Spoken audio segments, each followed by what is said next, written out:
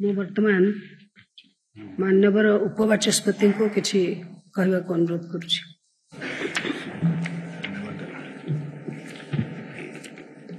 मान्यवर बाचस्पति महोदय, मान्यवर गृहर नेता तथा मुख्यमंत्री महोदय, मान्यवर विरोधी दल नेता महोदय, मान्यवर उप मुख्यमंत्री श्री कनकवर्धन सिंह देव महोदय, मान्यवर उप मुख्यमंत्री श्रीमती प्रतिभा परिड़ा महोदया, मंत्री मंडल मान्यवर सदस्य वृंद, मान्यवर जातीय कांग्रेस विधायक दलर नेता, मान्यवर सीपीआईएम विधायक दलर नेता और समस्त मान्यवर विधायक विधायिका बंधुगण, आपण को समस्ते मते सर्वसम्मति क्रमे उपवाचस्पति भावे निर्वाचित करिथिबारु मु आपण को मोर कृतज्ञता ज्ञापन करुछि।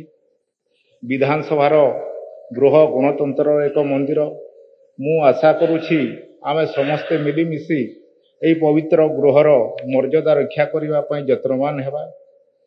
समस्त को पुणी थरे मु हार्दिक कृतज्ञता ज्ञापन